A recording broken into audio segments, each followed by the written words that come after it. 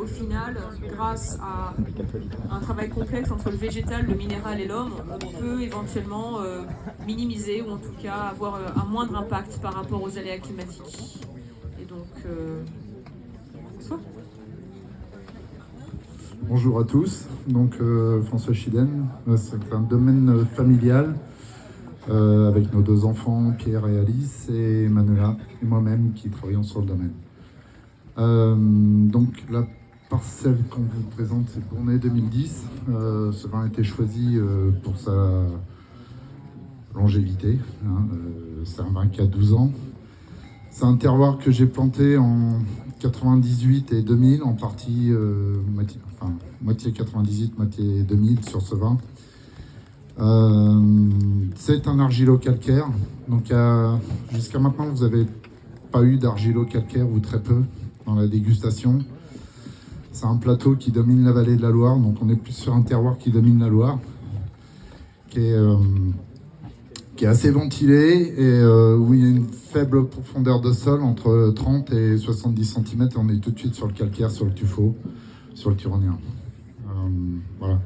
Le domaine est conduit depuis 23 ans en biodynamie et en même temps on a développé une agriculture de conservation des sols, excusez-moi.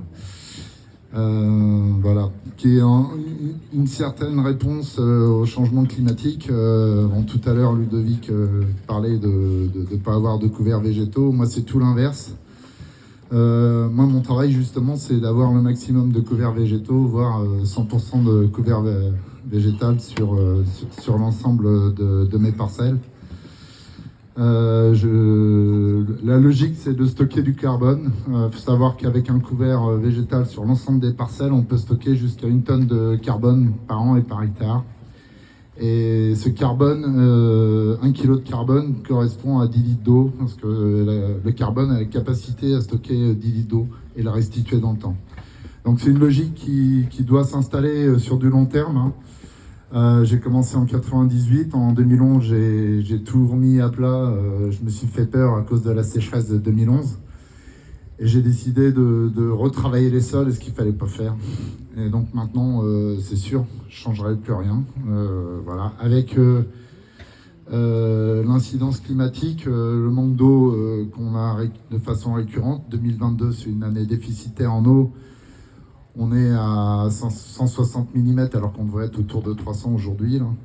Donc c'est une vraie problématique. Mais cette méthode de travail me permet justement de stocker l'eau, contrairement à ce qu'on peut penser. À travers des mulches, ça nous permet aussi de pondérer la température des sols. Quand on a des phénomènes caniculaires comme on a eu en 2019, 2 fois consécutives, sur le mois de juin et sur le mois de juillet, qui ont été très dommageables pour la vigne, surtout sur les argilo-calcaires. Et voilà, donc ce travail-là, c'est une vision à très long terme. Nos domaines sont plutôt monoculture. Moi, mon idée, c'est de réintroduire d'être polyculture. On fait pâturer pendant toute la période hivernale des animaux sur nos parcelles, pour ramener de l'animal, de la vie, en fait, et pour remettre tous ces sols en mouvement. L'objectif, c'est vraiment de recréer une activité microbienne au niveau des sols, qui est nécessaire à cet équilibre, l'équilibre des plantes. Donc ça passe obligatoirement par une dépression au départ, il faut l'accepter. Une baisse des rendements partielle. Mais c'est vraiment une vision à long terme. Voilà, je ne rentre pas trop dans les détails parce que c'est assez complexe comme technique. Alors sur le domaine, il y a 70 parcelles différentes. Moi, je travaille sur trois zones très différentes. Montlouis, c'est la majeure, mais sur Montlouis, on a une diversité de parcelles, des argiles à silex, 2 types d'argiles à silex. Des perruches, des sols assez fragiles, assez pauvres en argile, et des obus qu'on a sur une parcelle, sur 2 parcelles, sur 2 terroirs, qui sont des argiles plutôt à poterie, qui stockent très bien l'eau et qui la restituent dans le temps, mais qui sont des sols très difficiles à travailler. Une fois que les vignes sont implantées, par contre, elles résistent très bien à la sécheresse. Et tu fais le même travail sur tout. C'est-à-dire que Alors, cette question oui. du non-labour... En fait, oui, je travaille sur trois appellations, mais je ne vais pas rentrer dans le détail. Mais la logique, elle est la même sur tout le domaine. Vraiment, l'objectif, c'est avec des sols très différents. Et ma logique, c'est vraiment de continuer dans ce sens-là. Parce que je suis convaincu que la biodiversité au niveau de la vigne, alors on fait des apports de céréales, de légumineuses, de plantes mellifères qu'on sème tous les ans, on rééquilibre les espèces, alors, entre guillemets, hein, parce que chaque terroir répond à une espèce, pas forcément, et dans une même parcelle, on peut avoir une réelle diversité de réponses sur le couvert végétal. Après, sur l'agroforesterie, je suis très, très mitigé sur le sujet. Je pense qu'il faut plus avoir une vision globale. Alors ça, c'est un avis très personnel, mais s'il y a un travail à faire, c'est plus sur un travail collectif et repenser les paysages en apportant mais du saupoudrage d'arbustes, ou d'arbres fruitiers dans les parcelles. Pour moi, c'est un non-sens. Parce que j'ai déjà sur une partie du domaine des arbres qui sont présents, et où ces arbres sont présents, la vigne, elle ne peut pas se développer. C'est une évidence. Et, elle ne fait pas de raisin et elle ne pousse pas. Donc ça, c'est juste une évidence. Mais je pense qu'il faut collectivement repenser le paysage dans sa globalité et réimplanter des rangées d'arbres en périphérie des parcelles. Enfin, il faut repenser totalement le paysage. Voilà, parce qu'il a été modifié à travers les siècles. Hein. C'est pas que notre génération, et c'est pas non plus la génération de nos parents. Je dirais, c'est 3 ou 4 siècles de culture de l'agriculture et du labour qui ont détruit une partie de cette diversité biologique. Avant de passer à Roger, j'ai juste une dernière question. Par rapport, tu parles de la diversité végétale, de cette question des sols. Est-ce que tu peux juste un tout petit peu parler de la diversité aussi microbienne dans le chai et dans ce que tu cherches pour les fermentations? Est-ce que c'est quelque chose aussi on n'en parle jamais trop, enfin, on parle tout le temps des levures, mais on parle jamais peut-être des levures en lien avec quelque chose de plus global qui est l'environnement parcellaire, l'environnement aussi des chais, ce qui se passe avec les évolutions.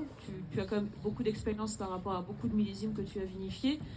Est-ce que c'est une question aussi qui est sur l'invisible, qu'on ne peut pas voir, donc généralement pas qu'on méprise mais qu'on ignore ou qu'on passe au second plan? Pour moi, ça a toujours été un sujet. Le problème des levures dans le chai ou à la vigne, ça a toujours été un sujet. Et le sujet de dire que les raisins sont porteurs des levures, ça reste à mon avis, et scientifiquement, c'est régulièrement démontré que c'est pas forcément les levures qui sont produites dans la vigne, c'est plutôt les levures qui sont propres à chaque domaine, à chaque cave, l'environnement d'une cave. Voilà. Après, les cinétiques de fermentation, elles sont liées au travail qu'on fait à la fois à la vigne et à la fois à la cave, sur l'hygiène, sur plein d'autres paramètres. Accepter les malolactiques, je l'ai compris en 97, qui est pour moi le millésime très marqueur sur le changement climatique. C'est le moment où on aurait dû déjà se poser des questions et rentrer dans une logique d'analyse et de compréhension de ce changement climatique. Hein. C'est un millésime, on a tout eu. On a eu de la neige le 7 mai. Après, on a eu une période très pluvieuse qui s'est suivie d'une période sécheresse et de nouveau une période pluvieuse. C'est un millésime, on a fait des concentrations juste de dingue parce que Botrytis s'est installé au mois d'août. Et heureusement, le ciel était avec nous. Le mois de septembre a été balayé par des vents de l'Est qui ont séché tout ça et qui nous ont permis de faire des concentrations importantes. Mais c'est un millésime complètement atypique par sa couleur, par sa structuration. C'est vraiment le millésime complètement à part. Donc on aurait dû déjà en tirer des enseignements. Et bon, on ne peut pas faire marche arrière, hein, bien sûr, mais on peut essayer de de temporiser en changeant nos méthodes de travail. Voilà, l'avenir nous appartient et je pense qu'il faut repenser nos façons de travailler. Alors, je détiens pas la vérité, hein, c'est parce que... mais je pense qu'il faut lancer des ponts aujourd'hui pour le futur.